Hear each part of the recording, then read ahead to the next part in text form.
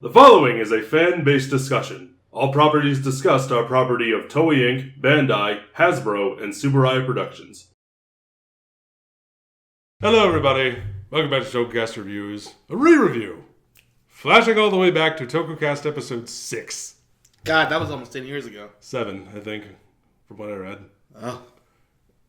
But, however long it's been, we're here now, Marcus and Jacob, to discuss Changeman, Dengeki Sentai Changeman, which I have watched for the first time. Yes. This is why we're doing the re-review, yes. because Jacob hadn't seen it. Yes. I'd seen like bits and pieces, but this is the first time I've sat down and watched it start to finish. We did the same thing with Kuga not too long ago. So here we are. Changeman, which I finished watching last night. You rewatched it for this. This is my third time watching this show. I regret nothing. Nor do I. Because Changeman is one of the best Sentai. He gets it. He gets it, everybody. He gets it. Yes! Yes! Unicron! No arguments here. Changeman. Starting off with the theme song, I suppose. I still love the theme song. The theme song is a banger. Oh, yes. Ore wa, oretachi wa, Dengeki Sentai Changeman. Oh! It's just everything. Just right from the start with that, it's really great. It's that 80s synth that everybody needs in their life. This show is very 80s. It's 80s in the best way. Yeah. It's also the first time that we get to see Change Griffin's actor before he goes on and does everything after this for a minute. Also the first time we saw Change Pegasus' actor before he went on to be Dragon Ranger. Yes. Which I didn't realize before I started watching this. Also, one of the main things that he wants to do, he wants to start a restaurant after he finishes the Changeman, which is ironic. His actor did do that. Griffin or Pegasus? Pegasus. Okay. Yeah, Dragon Ranger owns a couple of restaurants, actually. And I think one of them is a Tokyo Station. Oh, cool. I've walked past it. I didn't go in. Because I know me, and if he would have been there, it would have been over. So, no, I can't control myself. But I think it's a steak restaurant, and I just wasn't in the mood for steak. Yeah, fair enough. So maybe next time. Yeah. It makes me wish all the more that Go on Red's channel had like official English subtitles, so I could watch them, because he was interviewed in the last couple of months. His subtitles just take a while to get done, and it always ends up depending on what it is. Because the one with the 4 Bioman actors, that one's been subbed. Okay. Decade, of course, Gokai Red. But like the one for Battle France and some of the other ones, his subs are very sporadic. And you're right, I do wish that he would have, had this one subbed. Not that I'm like putting the onus on him of like, do the work for me, but it's just like, this is something I would love to experience, because as I've talked many times in the show, I crave that behind the scenes stuff for something that we don't have a lot of. So just hearing those interviews is just something I would really like to do. You speak a modicum of Japanese, so you don't really need the subtitles. Well, I still do, but it's like, it's one of those things where I really wish he had, because he knows everybody, and I would love for him, because it doesn't always end up getting to happen where he gets to interview the female Sunshi.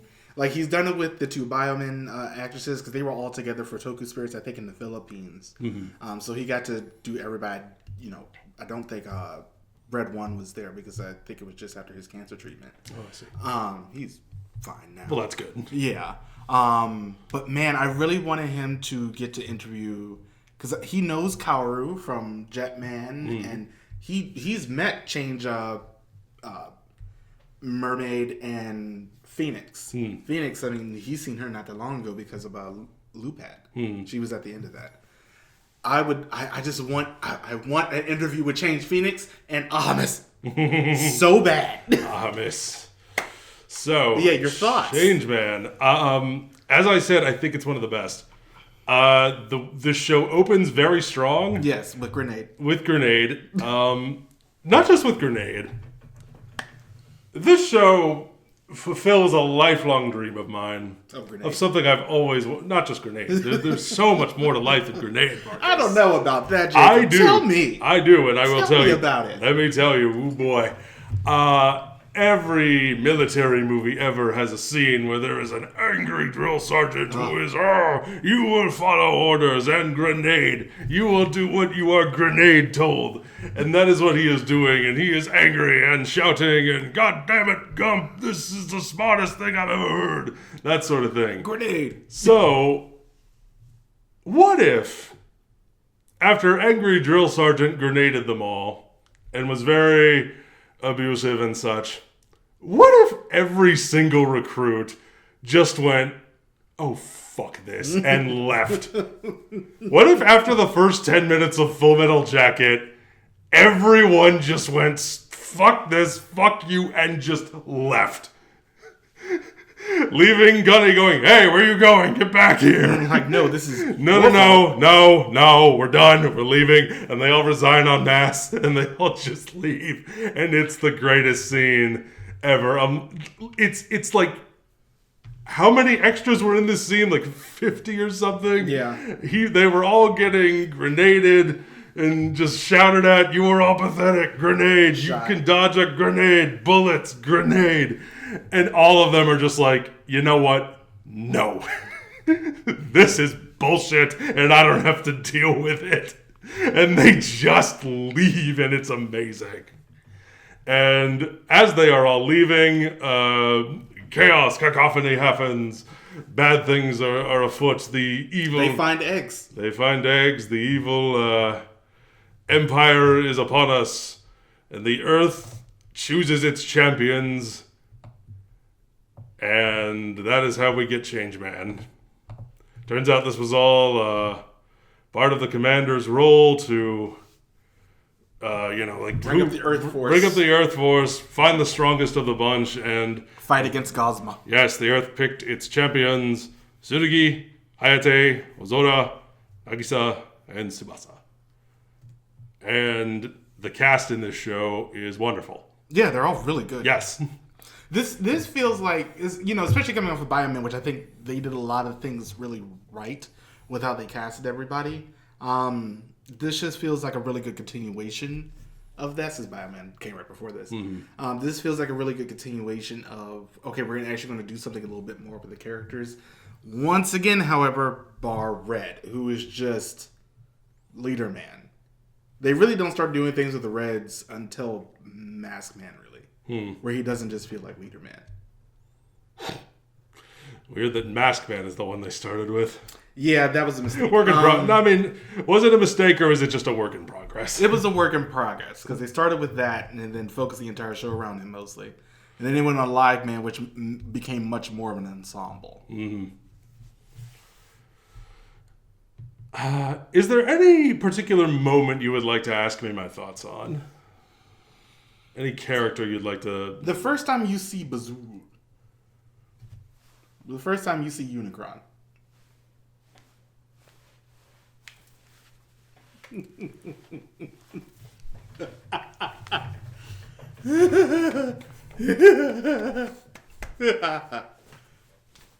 I stand giant space torso. I submit myself to his rule. I submit my body and soul to giant space torso. They do too. My goodness. I cannot stress enough how much I love this design. It's a cool design. It is a great design. The actor has got a lot of face and great makeup. Which is one of those things that you definitely end up needing when you're just a torso and a head. In space. In space. You are a torso in space. You basically do need to have so much facial mobility and flexibility in your face to be able to just have really those big, wide expressions. The way they it's the color that they use, the way the actor is able to emote, the contacts that they use on one of his eyes, the fact that like the yellow one is like always the one in frame that you're looking at most. I wish he was up there right now above us. I don't. I do. Think of how many problems would just disappear overnight. Who cares? Giant space torso. There's more important things at stake here, guys. Oh no, Unicron being up there, I'm good. I'd at least like to say hello. Well, you can say hello. I'm just going to remember everything else that he did because none of the villains are really there by choice.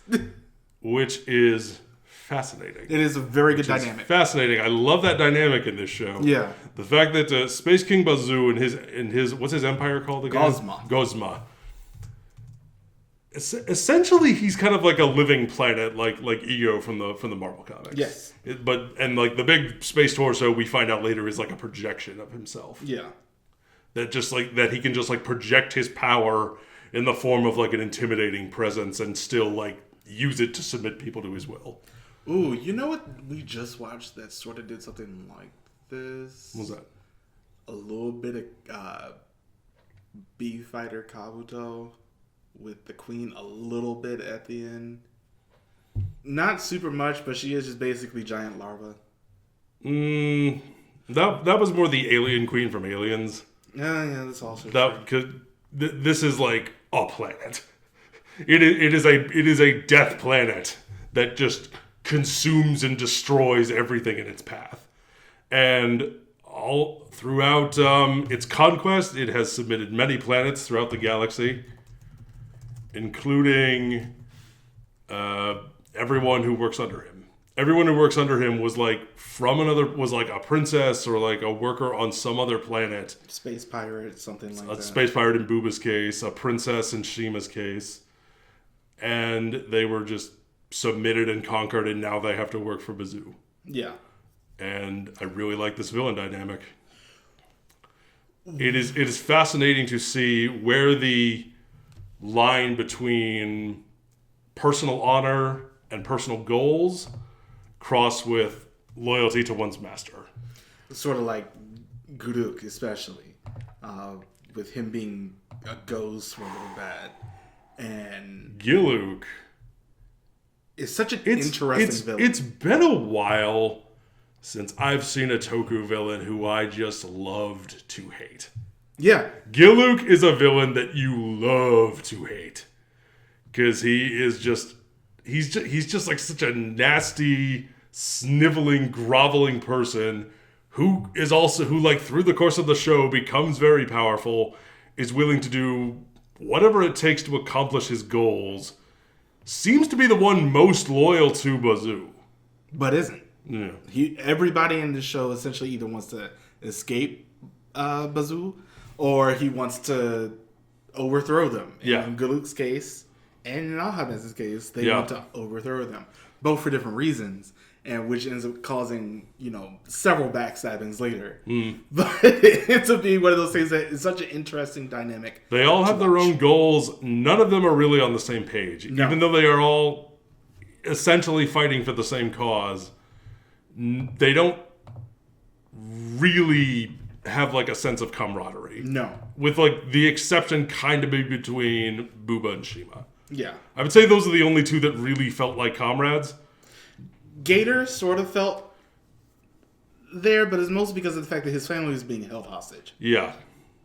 And Gyodai was just like, I'm here too, I guess. Gyodai was like a creature that just kind of functions purely on instinct. Yeah. Like Gyodai gets his own focus episode. Which is a really good focus episode. Where he kind of goes rogue. And then at the end, he makes the monster big again after Changeman defeats it. Not because he wants to defeat Changeman, because that's just what he does. Yeah. He does it because like that's what his instinct does, and he winds up coming in clutch at the last episode when Bazoo swallows them into the planet core, and they use their powers. They blow a big hole in the thing, and then Gyodai uses his beam to make the doll bigger, and that's how they're able to get out. And it's like, that's very clever, and I like that. His focus episode, sort of in a way, because I do like when we end up getting these solo focus episodes of like a side character, or in this case even a villain character. It sort of reminds me of that the robot episode, or the what was her name from? Are you talking about Live Man? Yes. Where the Blue Ranger fell in love with the robot? No, because it wasn't the Blue Ranger. It was their alpha. Oh, okay. who ends up falling in love with the robot. It's honestly one of the best episodes of Changeman, of Live Man. What was her name? Why am I blanking on her name? And I know I'm going to hate myself when I end up remembering it and or looking it up like I'm doing at the moment. Okay. Colon. Right. She was great. She drove a Jeep. And she was just cool. I got to ask. No, please do. You know who I'm going to ask about. I'm going to guess it starts with a B. It starts with an A. Oh, Ames. Yes. We stan a legend, I believe is the term. I love how she's really good. I love how she just comes in and be like, well, somebody might as well get the ball rolling and it might as well be me. Well, she very much comes in and like proceeds to clean house and is like, I will be the one to get things done around here. I'm used to being a queen. It's a part of Bazul's work. But I don't know what I'm doing here, but I'm here to kill the Changeman, and I am determined to enjoy myself. I've got my two-headed space bird with me. We shall rain ice from one mouth and fire from the other and destroy things, because that is what I do. I feel like once she comes in, the show takes off. In, like, the best way possible, because she ramps up the tension. Especially because her primary rival is Giluk. Yes. And that primary rivalry, which ends up with Giluk getting sent to space graveyard to die, where he later comes back as a ghost. I really like the looks of the villains. Yes. All the villain designs. We talked about Bazoo. His look is fantastic. 10 out of 10. No notes. Booba looks like the Toku version of Cabal. Yeah. From Mortal Kombat. I love that armor. I love that dark color scheme. I love the actor's voice. The actor does a phenomenal job of physically emoting because he wears that face mask the whole time. You never see his mouth. And they don't use his eyes so much. It's a lot of full body language. Yeah. And the actor is great at using it. Ahames is a queen. She's great. She's that girl we thought she was. Yes. Shima is fascinating. Oh, it's Dr. Ashura. Oh, cool. From Live Band. Who was also fantastic. Mm-hmm. Shima. I love how a lot of this ends up being, we're trying to get out. Mm-hmm. We don't know how to get out. But we all have our different ways of getting out. Mm-hmm. Shima's the only one who, besides Gator and Gyodai at the end of this, that ends up leaving. Yeah.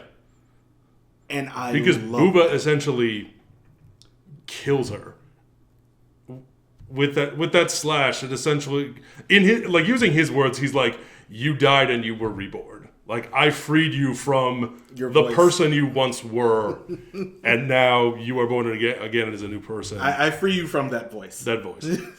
She has the best voice, though. Just the manliest voice. Well, because she shows up and it's like Japanese villainess and like black and red clothes with a sword and leggings, and she has long flowing hair, and then she opens her mouth and she sounds a bit like me first thing in the morning, and I'm like, well, that's it's like we can't help but stand. We can't help but stand. That too. It's a little bit of a shock at first, but like you get used to it, and that focus episode she gets towards the end, which is a great, I think has like a great like question to pose to the viewers of, if you take someone like Shima, who is working for the side of evil, and you just erase that part of them, and they become someone new, can that work? Yeah. Is this the same person? Is it someone completely new? Yeah. How much of that personality was them? The fact that she takes on a new name after the change, after Booba sets her free, I think is a nice addition to that. Of course, the minions raiding the compound. They open the door and just a foot comes out and proceeds to wail on them as she takes out a bunch of fools at the entrance. Is great. But yeah, also, shall we talk about Booba? Yes, probably. It's hard to pick a favorite character in this show. Like, obviously, Change Phoenix is my favorite of the Rangers. But of the villains, I would agree. Of the villains, it's either Shima or Ahanes. But Booba is so close. Because at the end of the day, he's ultimately somebody who tried to do the right thing. Yep. And he tried to leave, and he, helped Shima leave, and he wanted death by combat. And the thing is, Tsurugi did not want to kill him. Because if anything, they could have done like they did for everybody else and gotten him out. But I think Booba just sort of, I don't know if he gave up. I think it's because he was an honor-bound character. Yeah. It's he is like a samurai of the days of old. I have my code. I'm gonna stick to it. Booba, I think, may have been my favorite of the villains. I don't blame you. I think he was my favorite. He was amazing. His rivalry that he has with Tsurugi, I think, is very good. The culmination that it comes to, like in like a few episodes prior, we have the episode with Jill. Yeah. His old partner comes back, and it's just, oh man, it's sad. It's sad. It's well acted. It's well written. It's well shot, and just you really feel the weight of, like, I wasn't able to protect my partner. I wasn't able to be there for my crew. Yeah. I am a space pirate. I shouldn't be serving at the whims of anybody. And, I feel that the only way out is death. And I know that Tsurugi is the one who can grant me that. Yeah. And their duel, it's not, like, super long. But it's shot. It's the way that it's shot, yeah, and the acting they're in. To coin a phrase, well, not to coin a phrase, but to borrow a phrase that I think of a lot, that they used a lot in the marketing for one of my favorite games, Sekiro, Clash of Steel. Yeah. The Clash of Steel, dude. Yeah. The way you feel the weight and the impact of every sword strike. I don't know that any show's done it since. There's been, not to say that there hasn't been great action, not to say that there hasn't been great fight scenes, but to have two, like, battered warriors just clashing swords and just feeling like every strike could be the last. Yeah. Until we finally finish silhouetted against that sunset. Oh. It's fantastic. And then his final moments where he just, like, kind of roars in defiance against Ahames and Giluk and just kind of slowly walks toward them, swords raised. That great shot, like, over the shoulder shot of him just kind of slowly walking. And then he just sort of screams one last time, like one final primal scream before he collapses. It's incredible. And that also wants to lead me into another thing I want to talk about, the stunt work in this show. We're still in that Bioman era. It's toned down. Oh yeah, it definitely is. From, like, what the fuck from the previous shows that we've watched that came before this. It's toned down a bit. It's not, like, as crazy as Bioman. It's not as crazy as Bioman. The locations and camera placements are not as, like, they're not going as artful or as hard as they did in shows like Dynaman, for example. Well, I really do think, and I've talked about this. It feels a bit more grounded. I talked about this with a couple people. Bioman feels like the peak of that. And then they had to dial it back because... Was Bioman the one right before this? Yes. Okay. Bioman, they were just on mountains, on, like, little ledges. Yep. That was crazy. And the fact that they got away with it was the craziest part. But Bioman was the peak. This is sort of on the... They had to down tune it because there was no choice. They definitely tone it down. We don't have people hanging on the sides of helicopters and whatnot. No. But... Oh my god, did you see the interview that Go Unread did with Dinah Black? No. It was either Dinah Black or V3. You may have told me about this before. Yeah, it was one of the early actors where they were talking about it, and we were just like... Safety? What's that? We don't do that. This was the late 70s, early 80s. We don't have safety precautions. But even then, even with the toning down of all the crazy artful angles and such, they still do some really good stuff with the action. Oh, yeah. They still do a good job with making everything is in frame. I think the choreography is very good. And they still managed to do some pretty creative stuff. I think there was a scene later on in the show where they're in a forest fighting some minions, and it's like autumn. The entire ground is just covered in reds and oranges and yellows because of all the fallen leaves that have been freshly fallen from the trees. And they do like a dolly shot behind Change Dragon as he is fighting some minions. And it's like he fights one off and he keeps walking forward as he fights another one on the other side and he's like walking forward through a crowd while the camera is still like dollying behind him, and it's really, really cool. I think, and this will always end up being probably the reason I want to go to the Dutch Quarter so bad. It's just the fact that you got to take like a plane to get down there from a different plane getting to Japan in the first place. Wow. It's the when Ahames first shows up and they go down to the Dutch Quarter, which is we're like at the tip of Japan. It's a gorgeous location, and I love everything they did on the water skis, the boats. It was just great, and this really solidified me wanting to go to Japan in the first. Like I knew I was going to go eventually, but this made me want to go just so I could visit this location because that area is gorgeous, and just seeing the sunset they were able to do. Were you able to the last couple? No, because it's legitimately you had to get there and then get on another plane to go down there.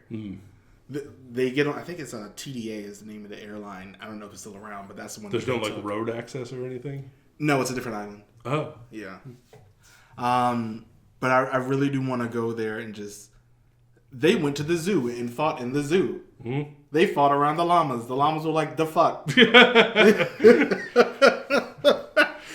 The weirdest one, and this is something that I was watching this the other day, and I was like, what? I didn't remember this the first time. They were fighting just around a pool, right? In that pool was a hippo.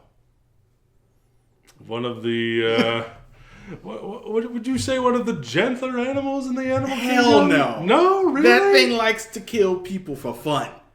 So I'm just like, the hippo was just in the water, and then like they hit one of the foot soldiers into the water, and I'm just like, is he alive? The foot soldiers in this show go ham on the stunt falls. Yeah. The amount of times that a stunt performer falls in the show, and I'm like, are they okay? Because they just perfectly land like in the water, on concrete, down some rocks, down a hill. And this is all after like being flipped over and like kicked in the stomach, and I'm like, I salute. Now, I salute. You all did amazing. It might be a little bit easier to put padding into those suits, specifically because of the fact that the foot soldiers have like wider hips for some reason. So they might be able to hide some extra padding. Bazoo likes his soldiers thick. Yeah, he wants them thick with the fur. But they have wide hips, and I think you could put a little bit more padding along the back because of that, because it stretches out the suit. Of the Rangers, yes, your thoughts? I really like this team. I like their dynamics. Red, as you said, Tsurugi is just kind of like leader man. Yeah. He's just like, I'm the honorable good boy and I do good things. He's fine. Everybody else has the personality. He's not the greatest Red Ranger we've ever had, but he gets the job done. He's perfectly fine. Everybody else has the personality. I liked him. And then you have, let's see, Hayate, the Lothario. Yeah, Change Griffin. I love him. I liked him. Early shades of what we would see in a character like Carrier Black. Oh. This guy as well. But like other Black Rangers that we've seen throughout Toku have taken traits similar to this. Also, really good with kids. Yeah. His character, really good with kids. Yeah. The episode with like the hide and seek, where that poor boy gets transported to the beach. And he's just like crying and all alone. And Hayate finds him after going through one of the portals. And he finds the boy and he's like, Akakun ni kita. And he's just like he's just like very good at like keeping them like happy. And keeping them from like getting too scared. Yeah. But he's also a Lothario. He loves the ladies. Bit of a cad, but we love him. Blue. Pegasus. His character is responsible for possibly the first moment in Sentai history to make me really like seriously tear up, as far as like within a show. Which was? Pegasus the horse. Oh God. Pegasus the horse. Pegasus the horse is one of the best episodes. I love horses. They're great. I love horses too, but I do not like this episode. I love this episode. It felt weak. I liked it a lot. The horse was going to be put down. Pegasus was going to get put down because his leg was injured. And Change Pegasus, Azora said, "No, I will take care of him. He shall be my responsibility," and he did. And he took care of the horse. And the horse was a good boy who sacrificed himself. I don't like it when horses die in movies. I don't. I don't think anybody likes it when any animal dies in a movie. True enough, but horses in particular are like kind of a sensitive thing for me. I don't like... They're beautiful animals. I like them a lot. I don't like seeing them die in things. And Pegasus picking up that explosive device, charging at the bad guys, explosive in mouth, and sacrificing himself, trusty steed until the end. I think the only other time I've come this close to like really tearing up in Toku was the Boom Booger King Oger movie, when like the Boom Boogers showed up again, or the King Ogers showed up again. But yeah, Pegasus, we salute you, trusty steed. We love and we miss you. Change Pegasus is the goofball. He's the fun character. He's a little bit lazy. A little bit lazy, but I like him. Yeah, I like him. He's a fun character. Mermaid. You know, weirdly enough, I think she might be the weakest character besides Red. I would say Red is a little bit weaker. No, I'm like, besides, Red's always going to be... Red's a little bit more flat, so I would say he's the weaker one. I liked that... She was the science one. She was the science one. I liked that she was like one of the most mature ones. Yes. I liked that her dynamic with... Sayaka. I was going to say her dynamic with Mai was... Sayaka is her name. Was kind of like switched. Yeah, it was. Where Sayaka feels younger. She kind of feels like the youngest one of the bunch. But I think Mai is like... But she just carries herself with such a maturity. She is very like graceful, very feminine. And then Mai is like a tomboy. She's an action gal. But Mai's also like kind of a brat. Yeah, she's like a total brat, but I'm kind of here for it. She's... I don't know if she is the youngest of the team. No, okay, both Mermaid and Phoenix are the same age. They're 20. Yeah, but it's about like a vibe. Like Sayaka like projects more of a maturity. Yeah. One of the things that this actress is great at doing is like the anime girl pout. Yeah. Like, you see an anime where like the lady will like puff their lips out and they'll like pout and like one of those. She's very expressive and very good at doing that. She does it multiple times throughout the show. I think one of the better ways that we end up seeing that is the episode where they end up having to infiltrate the school. And it's an all-girls school, so the two of them are the only two that can go in there. But yeah, you see a lot more then. But Mai does end up coming off as younger. She's much more like prone to like emotional outbursts. Yeah. Like when they think that there's the episode where they think that Tsurugi is dead, has been like felt by a monster early in the episode. Mai kind of has like an outburst of like sadness, and she starts crying, and like she leans on Sayaka for comfort, who is just very quiet through this whole ordeal.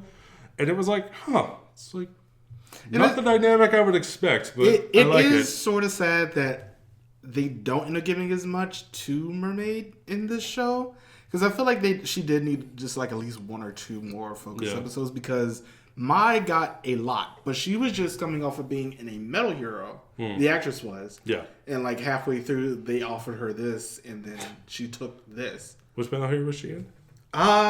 She was at the beginning of Space Sheriff Scheider and Sherivan. Yeah. Oh, hey, nice work if you can get it. She is 62. I want... Go on Red, please. Get this woman for an interview. Because this woman has... Get her and Sayaka. The fact that her and Dinah Pink both ended up getting to play villainesses is something, especially in Dinah Pink's case, because she went from the hero directly to being the villain in the next Right, show. because she was Dinah Pink, and then it was Go-Go 5 was next. Goggle 5, sorry. Confused the two. No, hold on. No. It was not Go-Go 5 Goggle 5 because that was before. She was in Bioman. Oh, okay. Or no. I think it was Goggle 5. No, she was not in that. She was... Let's just check the actress. Yeah, real quick. We're going to check her thing. Been a bit of a tangent for a moment. Flashman. It was Flashman, that was it. Yeah. A show that we definitely reviewed. It was good. At least the last 10 episodes. Yeah. Yeah. Anything else you'd like to ask? Well, we haven't talked about Phoenix, really. Just as a character. We talked about her relation to Sayaka. She's the tomboy. She ends up having some of my favorite episodes in the show. Go on. Which is the, sort of the ghost town where she ends up having just a whole bunch of different disguises. And you know how much I love disguises. I love a costume change episode. And the one where she ends up falling in love with the guy. Just her breakdown at the end of that episode. It's her first time being in love, and she almost immediately loses him. Mm-hmm. I love this Womana. I think she's amazing. As far as her character goes, it's the tomboy, the action girl, but a good emotional streak, bit of a brat. Yeah. But I think it really works for the character. It works for the show. A lot of strength in her. Yes. And they always make sure that everybody is competent. Yes. Especially in Sayaka's case, because she ends up coming up with a new weapon for the team. The maneuver that she does where they kick off each other. Yeah. And also, Changeman. The first Sentai ever to shoot people with swords. That is one of my favorite things about it because it doesn't have change swordos, sword moda, or gun moda. It's just change sword. Also, change sword. Shield. I love... Shoot them with swords. I love change sword because it makes no sense. And it also makes all of the sense. I like their bazooka and the fact that they can all shoot out of it. I just think it's really funny that the scope also has a gun on it. And a gun for your gun. Here's a gun for your scope, not the other way around. And Change Phoenix is just a arm thing, which I think is just another scope. Because I think Change Mermaid is a radar type thing. Yeah. Because she does the loco. Yeah, this is just a scope. But nope, it's also a gun. Everything is a gun. Everything is gun.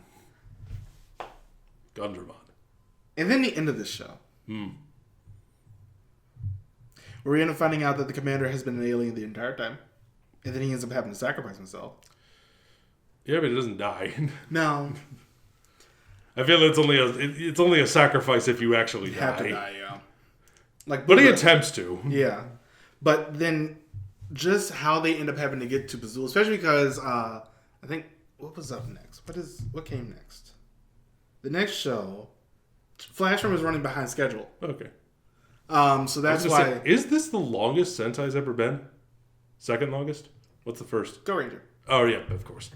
Which was 70 Yeah. episodes, maybe, who knows? It's Go Ranger and then Changeman and then Kaku Ranger. Was Kaku Ranger 52? 53. 53. And this is 55, but we're still in that like shorter episode block. Yes. Episodes are like with both sets of credits. Episodes are like 19 minutes 20 seconds. Yeah, and it's on the shorter side. Without both sets of credits, it's like 16 and a half minutes. So they cram a lot in there. Towards the end, I think something that the show is very good at doing is making you feel a good sense of stakes. Yeah, I think like if we do not defeat Bazul in his face. And torso. And the rest of him. Which is just a torso. His planet. Living planet. Then everybody dies. Everybody dies and his reign of terror continues throughout the cosmos. It feels like you're getting into like just cosmic horror, just like this unknown like god from space is just going to come through and just destroy everything in its path. I think one of the better things that this show did as well was sort of give an explanation as to why they could only send like just a few monsters at a time. Because Bazul has taken over so much of the galaxy, everybody's spread out. So they can't, I mean, you know, he could just end up having them wait, but Bazul is also impatient. So he's just like, I'm just going to have these people come slowly, but I mean, I sent out for multiple people, but they're coming from all parts of the galaxy, so they're not going to arrive at the same time. I sent this one by express mail. They said 2 a.m. tomorrow. We'll see. Instead, 4 business days. It's a weekend, sir. Most we can do is 4 business days. It's a Saturday! But it does a great job of making its heroes feel like they're on the ropes, especially at the end. They do a good job of... They snatch, victory from the jaws of defeat many times. Or it feels like they're right on the brink of losing. Yes. Yeah. Gator. I liked him. Gator was a good comedy. I like what they did with him and his family. I also like the fact that Gyodai kept stomping on his foot. And then the first time you see him, he pisses himself. Because of fear. Gyodai we talked a little bit about. I love at the end when everyone is saluting. Everyone is saluting each other. Even Gyodai, with one of his spindly little arms that like a PA just like picked up and went over the stunt performer's head. So he's just sitting there like I love it. with my mouth with the thing in it. Nana, we haven't talked about Nana. Oh yeah, we haven't talked about her. A supporting character that we meet as a young girl. Her species ages pretty fast, so she's like a young woman by the time the show is over. But I like how they used her. Yeah. There is they do the I'm sorry, but I must go. I have put too many people in danger because of me. They do that like I think 5 times with her. It feels like I'm trying to leave and y'all won't let me. Or they keep running into her. But eventually she kind of comes in as a hero and she's helping out at the end. Liked her as a character. Nothing else is really springing to mind, unless you have anything else you want to ask me. We didn't really talk about Ahamez's end. Getting turned into a space beast against her will by Bazoo. Goes into the Changeman's base and just has one of the biggest crash outs I think I've ever seen, where she goes insane and just blows up the base with her in it. And just her laughing and reaching out to Bazul and cursing Guruk. It's just her losing it. And then she dies. But I loved her death. It's so well done. Yeah. I just also love how they shot it in like slow motion with the voiceover. Guruk went out like a bitch. He deserved it. I love all 3 of his looks, though. Yeah. All 3 of his looks are just 10 out of 10, like, Showa-era general bad guy. Yeah. I love... Ahamez is a cat for some reason. He kind of looks like Nosferatu. He's just got, like, big vampire ears, the bald head, and just, like, the color scheme. When he's a ghost, it's like he's like a tombstone walking around. Big spiky tombstone, and then he comes back and he has, like, bigger ears and a bigger cape. And I'm even more evil now. It's great. Super Guruk. Super Guruk. Yeah, the show's great. Mm-hmm. It still holds up. It's been 40 years. This show holds up so well. I would agree. If I had you a very have good time watching it. not seen Changeman, go watch Changeman. Yes, please That's do. all I can say. Please do. Such a good show. But yeah. God, it's so good. So good. And it's so good that after we had to watch and suffer through B-Fighter and Ultraman Taro and B-Fighter Kabuto and other Metal Hero series that were recent that we did. Mm-hmm. We got to end out the year. Yes, because this is our last review for the year. Yes, this is our last review for the year before we take our winter break and we come back at the beginning of the year. This is how we end, and I could not ask for a better ending show to end out 2025 on than a show that is now celebrating its 40th anniversary. Mm-hmm. But yeah, let us know what you think about Changeman in the comments below. Please do. Don't forget to join us on all the things. We'll see you next time. Bye, everybody. Thank you for watching. See you in 2026.